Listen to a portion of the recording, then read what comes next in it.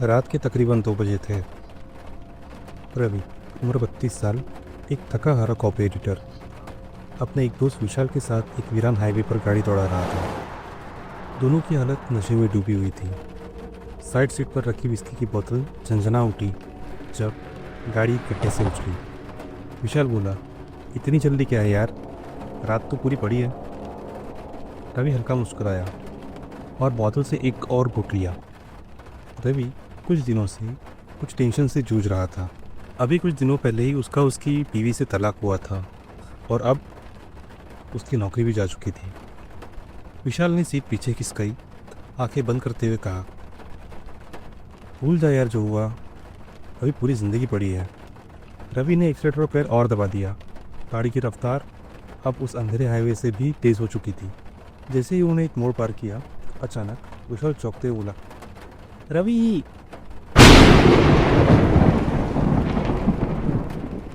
रवि ने अचानक से ब्रेक लगाया। सामने की सड़क पर गाड़ी की एक लंबी लाइन लगी हुई थी। विशाल चौंक पड़ा, आंखें मिचमिचाकर आगे झांकते हुए बोला, अभी गाड़ी ठोक दी थी तूने? रवि ने आश्चर्य से कहा, लेकिन अभी तो रास्ता पूरा खाली था, ट्रैफिक जाम अचानक कहाँ से आ गया? उसने भौहें सिकुड़ते हुए गाड़ी की रफ्तार कम कर दी। अजीब बात है, इस जगह पर इस वक्त इतनी भीड़ तो नहीं होती। रवि ने आगे खड़ी गाड़ी को गौर से देखा। नशे में होने के कारण उसे कुछ ठीक से दिख नहीं रहा था। आगे खड़ी गाड़ियाँ थोड़ी धुंधली दिख रही थी, लेकिन उसमें एक अजीब बात थी। ना कोई गाड़ी हिल रही थी, ना कोई बाहर दिख रहा था। बस कुछ कुत्तों के भौंकने की आवाज़ें आ रही थी। नशे में झूमते हुए रवि ने गाड़ी का शीशा थोड़ा नीचे किया, बाहर झाँका और ऊंची आवाज़ में चिल्लाया। उसकी आवाज़ उस ठहरे हुए सन्नाटे में गूंज गई। फिर वो वापस सीट पर धड़ाम से गिर गया। बोतल उठाई, एक घुट और लिया और बड़बड़ाया, साले सब रोड पे पिकनिक मना रहे हैं। विशाल हंसते हुए बोला, गालियाँ देने से ट्रैफिक थोड़ी हटेगा, कहीं पुलिस ने देख लिया तो हमें ही हवालात में डाल देगी। तभी रवि के कान में एक हल्की सी आवाज़ आई, शॉर्ट। रवि आंखें मिचमिचाते हुए बोला, हाँ तू सही बोल रहा है, शॉर्टकट लेते हैं, सड़ने दे इन्हें पूरी रात यहाँ पर। विशाल हंस पड़ा, हाँ हाँ बढ़िया आइडिया है, आज तो भूतों के साथ महफिल जमाएंगे। दोनों जोर से हंस पड़े। उनकी हंसी शराब और रात के अंधेरे में घुल गई। अब गाड़ी शहर की रोशनी से दूर जा चुकी थी। चारों ओर सिर्फ घना जंगल, पेड़ों की ससराहट, हवा की सीटियाँ और उन दोनों के अलावा कोई नहीं।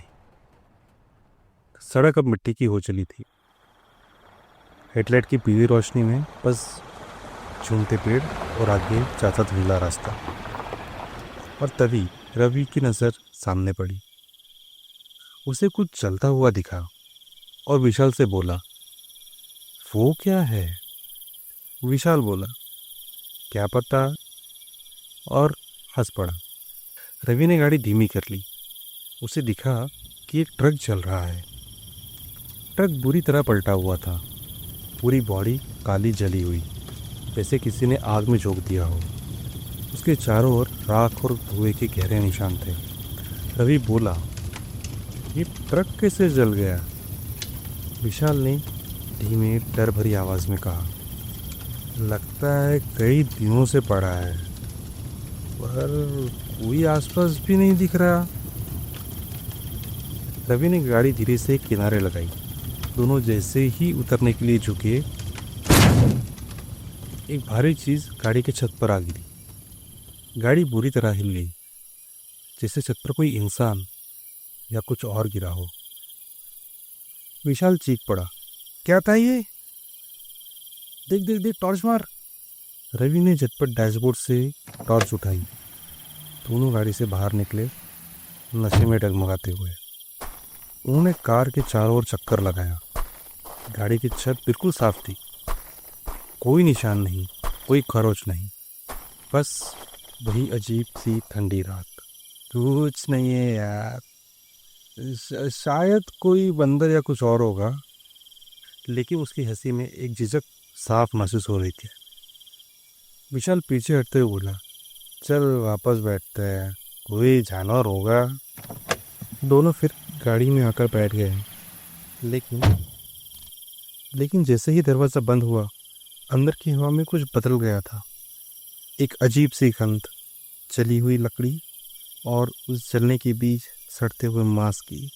रवि और विशाल एक दूसरे को देखने लगे, लेकिन कुछ कहा नहीं। गाड़ी अब जंगल के बीचों बीच धीरे धीरे रेंग रही थी।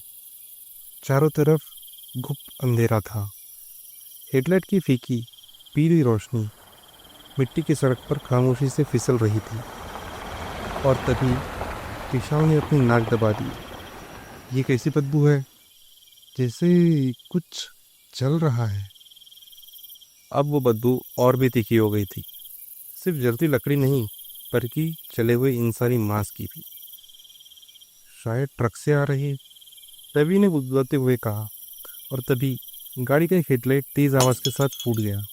रवि! विशाल चीख पड़ा और रवि ने गाड़ी रोक दी। क्या हुआ? विशाल, ये लाइट कैसे फूट गई यार? रवि, मुझे क्या पता, आई हुई गैरेज मिलेगा तो ठीक करवा लेंगे। तू बैठ अब चुपचाप। साला खुद भी डरता है, मुझे भी डराता है। डर रवि की भी आवाज़ में लग रहा था, लेकिन वो दिखा नहीं रहा था। अचानक चारों ओर और भी ज़्यादा अंधेरा भर गया। अब गाड़ी सिर्फ एक ही हेडलाइट पर चल रही थी। रवि स्टीयरिंग कसकर थामे हुए धीरे धीरे बाई तरफ देखने लगा और उसकी आंखें चौंक पड़ी। विशाल! बाई तरफ तुझे कुछ दिख रहा है क्या? रवि की आंखें चौड़ी हो गई थी। झाड़ियों के पार उसे एक हल्की सी हरी रोशनी दिखाई दी, जैसे किसी का टॉर्च हो। तुझे कुछ दिखा क्या? शायद तू कुछ ज़्यादा ही पी गया है। लेकिन अब दोनों का नशा धीरे धीरे उतरने लगा था। शरीर में डर की ठंडी लहर फैलने लगी थी। रवि ने धीमी थरथराती आवाज़ में पूछा, रास्ता तुझे पता है ना? ये शॉर्टकट कहाँ जाकर निकलेगा? विशाल हंसने की कोशिश करता है, लेकिन उसकी आवाज़ में एक कपकपाहट थी। क्यों मजाक कर रहा है? तूने ही तो शॉर्टकट से जाने का बोला था। क्या? मैंने? तूने ही तो मुझे बोला था शॉर्टकट से चलते हैं। रवि की आवाज़ अब झुंझुलाहट में बदल रही थी। और तभी कुछ भारी गाड़ी के बोनट पे आ गिरा। जोरदार आवाज़ हुई, जैसे कोई बड़ी सी चीज़ गाड़ी पर आ गिरी हो। एक पल के लिए सांसें थम गई। सन्नाटा, जैसे पूरी हवा जम गई हो। ये क्या है? विशाल ने फुसफुसाते हुए पूछा। रवि की आवाज़ काँप रही थी। चल देख के आते हैं। रवि ने कांपते हाथों से टॉर्च उठाया और गाड़ी के आगे बढ़ने लगा। टॉर्च की हल्की रोशनी जैसे ही बोनट पर पड़ी, विशाल चीख मारकर पीछे गिर गया। रवि ने देखा, गाड़ी के बोनट पर एक इंसान का कटा हुआ सिर पड़ा था। आंखें खोली थी, मुंह आधा खुला था और चेहरा जला हुआ, बुरी तरह बिगड़ा हुआ। कटे हुए सिर से टपकता खून बोनट पर फैल रहा था। चारों तरफ सिर्फ सन्नाटा, ना कोई आवाज़, ना कोई हरकत। और तभी झाड़ियों में कुछ सरसराया। रवि और विशाल की रूह जैसे कांप गई। बोनट पर पड़ा वो सिर अब भी उन्हें ही घूर रहा था, बिना पलक झपकाए। और फिर एक डरावनी गुर्राती हुई आवाज़ गूंजी, जैसे कोई भूखी आत्मा गले में भरा जहर धीरे धीरे निकाल रही हो। विशाल हड़बड़ाया। ये आवाज़ सुनी तूने? रवि कुछ नहीं बोला। वो एक पल भी बिना गवाए सीधा गाड़ी की तरफ दौड़ा। दोनों जैसे ही गाड़ी के दरवाजे तक पहुंचे, झाड़ियों से एक धुंधली परछाई निकली और विशाल के पैर पर झपट्टा मार दिया। विशाल जमीन पर गिर पड़ा। उसकी चीखें अंधेरे में गूंज उठी। रवि ने पीछे मुड़कर देखा और उसकी सांस थम गई। विशाल की जांघ का एक बड़ा हिस्सा गायब था। किसी ने उसे नोच कर निकाल दिया था। वहाँ अब सिर्फ हड्डी दिख रही थी और खून फव्वारे की तरह बह रहा था। रवि वही जम गया, आंखें फटी की फटी। वो कुछ समझ नहीं पा रहा था और तभी वही आवाज़ फिर से गूंजी, लेकिन इस बार और भी गहरी और भी पास से।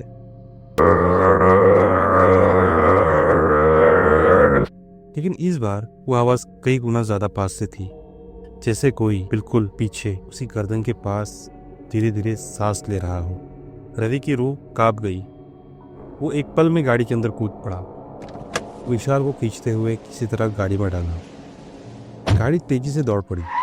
अब उनके शरीर में नशे की एक बूंद भी बाकी नहीं थी, सिर्फ डर, पसीना और मौत की परछाई। पीछे की सीट पे विशाल पड़ा करा रहा था। वो क्या था? मेरा पैर। तभी कुछ बोलने ही वाला था कि गाड़ी की ब्रेक लगकर गाड़ी एक झटके में रुक गई और सामने वो खड़ी थी।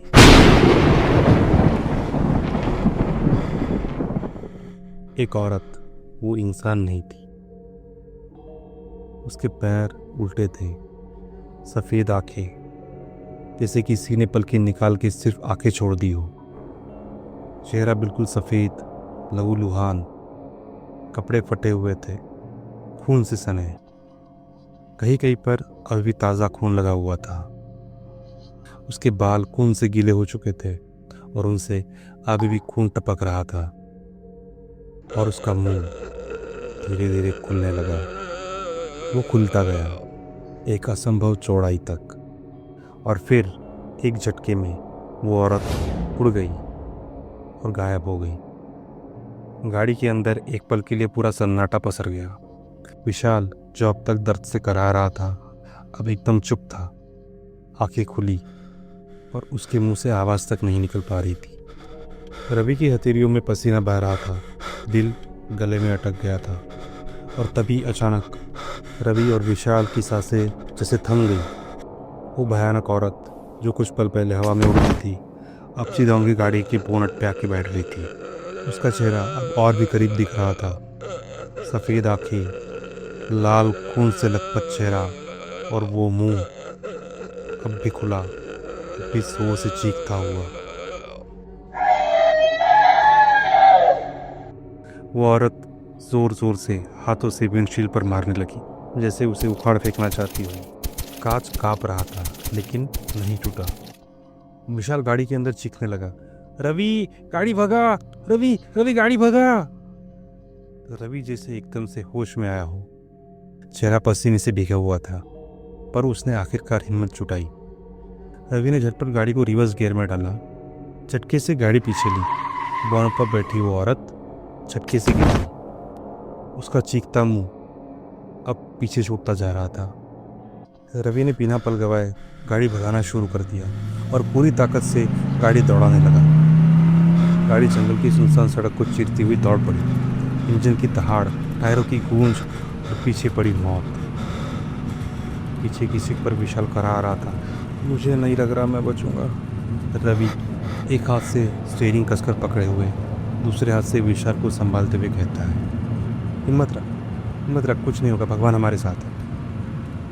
रवि विशाल को समझा तो रहा था, लेकिन उसकी खुद की आवाज़ काँप रही थी। और तभी रवि ने शीशे में देखा तो एकदम से सन्न रह गया। उसने देखा वो औरत दौड़ रही थी गाड़ी के पीछे पूरी रफ्तार से, और सबसे डरावनी बात, उसकी रफ्तार गाड़ी के बराबर थी। विशाल ने कांपते हुए कहा, गाड़ी रोकना मत, गाड़ी मत रोकना, चाहे कुछ भी हो जाए गाड़ी मत रोकना। रवि ने गाड़ी और तेज़ भगाना शुरू कर दिया, लेकिन सवाल ये था, अब जाए कहाँ रुके, कहाँ छिपे, जब मौत खुद पीछा कर रही है। गाड़ी 100 की रफ्तार पार कर चुकी थी। रवि की आंखें सीधी सड़क पर थी, लेकिन तभी वो औरत गाड़ी के बिल्कुल बराबर आ गई। इतनी तेज़ रफ्तार में भी वो रवि की आंखों में आंखें डालकर देख रही थी, और उसका चेहरा ऐसा जैसे उसे भूख लगी हो और रवि को निकल जाना चाहती है। वो भयानक चीख अब और भी पास थी। रवि का ध्यान सड़क से हट गया। अगले ही पल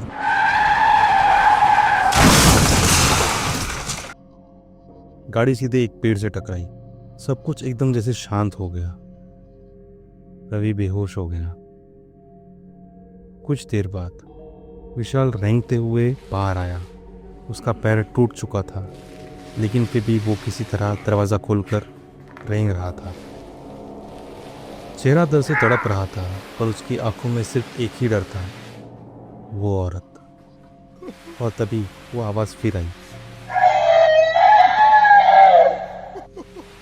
विशाल रोने लगा, चिल्लाने लगा, पर उसकी आवाज़ सुनने वाला कोई नहीं था। वो औरत विशाल के पास आई। विशाल चिल्लाया, माफ़ कर दो, छोड़ दो मुझे, मेरी कोई गलती नहीं है, मैं आगे से इस रास्ते कभी नहीं आऊँगा, माफ़ कर दो मुझे, जाने दो। पर जवाब में बस वही आवाज़।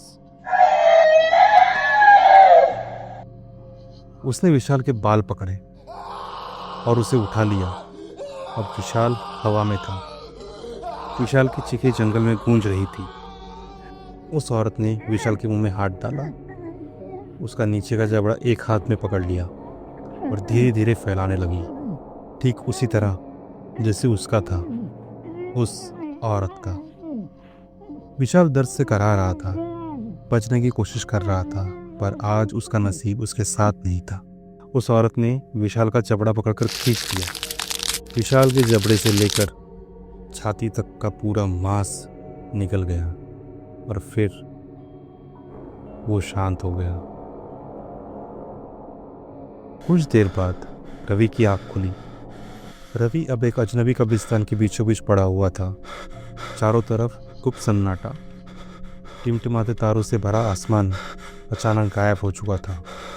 अब वहाँ सिर्फ काली स्याह धुंध थी, गाड़ी भारी और दम तोड़ती हुई।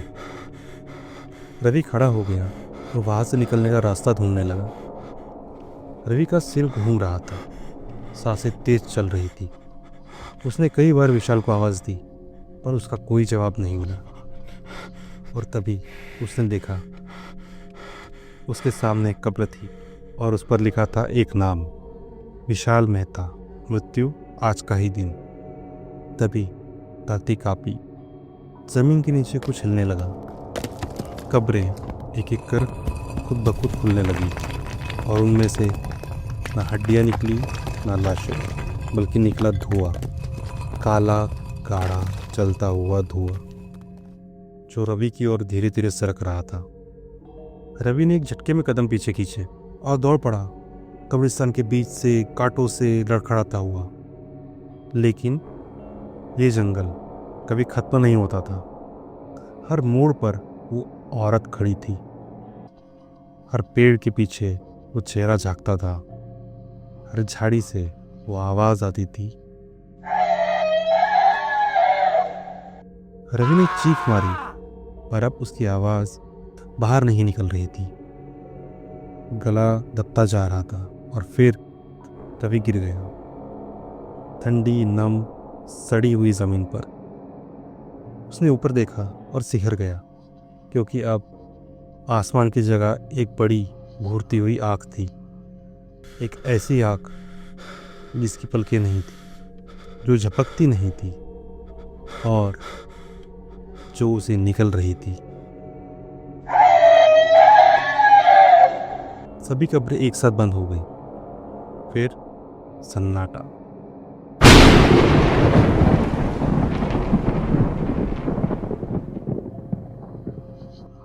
सुबह के ठीक 4 बजे एक बूढ़ा चौकीदार अपने हाथ में लालटेन लिए कब्रिस्तान की रोज की गश्त पर था।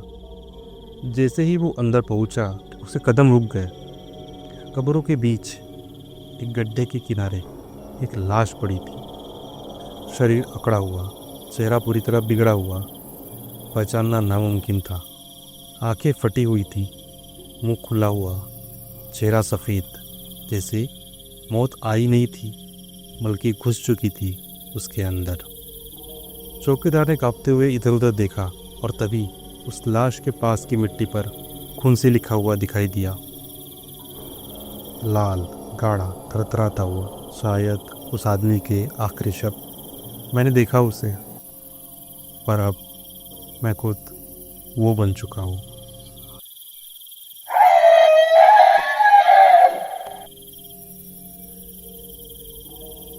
तो दोस्तों, आपको क्या लगता है, क्या वो लाश विशाल की थी या रवि की? और जो ज़मीन पे लिखा था उसका क्या मतलब था? अपनी राय हमें कमेंट में दीजिए। सेकंड पार्ट के लिए सब्सक्राइब कीजिए। धन्यवाद।